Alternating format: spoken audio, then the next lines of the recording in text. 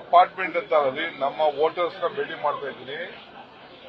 ರಾಜರಾಜೇಶ್ವರಿ ಎಲ್ಲ voters south voters complaint ಮಾಡ್ತಿದ್ರು, ಇಲ್ಲಿ ನಮ್ಮ ಸಮಸ್ಯೆ ಯಾರು ಕೇಳಿಲ್ಲ ಅಂತ.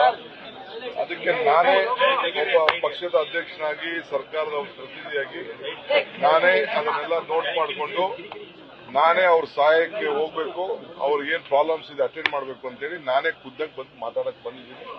ಅವರೆಲ್ಲ ಬಂದು ಭೇಟಿ ಮಾಡಿದ್ದಾರೆ. ನಾನು ಅವ್ರಿಗೆ ಆಶ್ವಾಸನೆ ಕೊಟ್ಟಿದ್ದೀನಿ, ನಾನಿದ್ದೀನಿ ಅವ್ರಿಗೆ ಅವ್ರ ಪ್ರಾಬ್ಲಮ್ ಸಾರ್ಟ್ ಮಾಡ್ಕೊಳ್ಳೋಕೆ. ನನ್ನ ಮೇಲೆ ವಿಶ್ವಾಸ ಇಡ್ಲಿ, ನಾನು ಅವರ ಸಮಸ್ಯೆ ಬಗೆಹರಿಸ್ಕೊಡ್ತೀನಿ, ಅವರೆಲ್ಲ ವೋಟ್ ಹಾಕ್ತೀನಿ ಅಂತ ನನಗೆ ಆಶ್ವಾಸನೆ ಕೊಟ್ಟಿದ್ದಾರೆ. ಇಡೀ ಬೆಂಗಳೂರು ಫುಲ್ಲು ಓಡಾಡ್ತಾ ಇದ್ದೀನಿ. ಇವತ್ತು ಮಾಡ್ತೀನಿ, ನಾಳೆ ಗುಲ್ಬರ್ಗ ಹೋಗ್ತೀನಿ, ನಾಳೆ ಮಧ್ಯಾಹ್ನ ಬಳ್ಳಾರಿಗೆ ಹೋಗ್ತೀನಿ, ತಿರ್ಗಾ ನಾಳೆ ರಾತ್ರಿ ವಾಪಸ್ ಬರ್ತೀನಿ.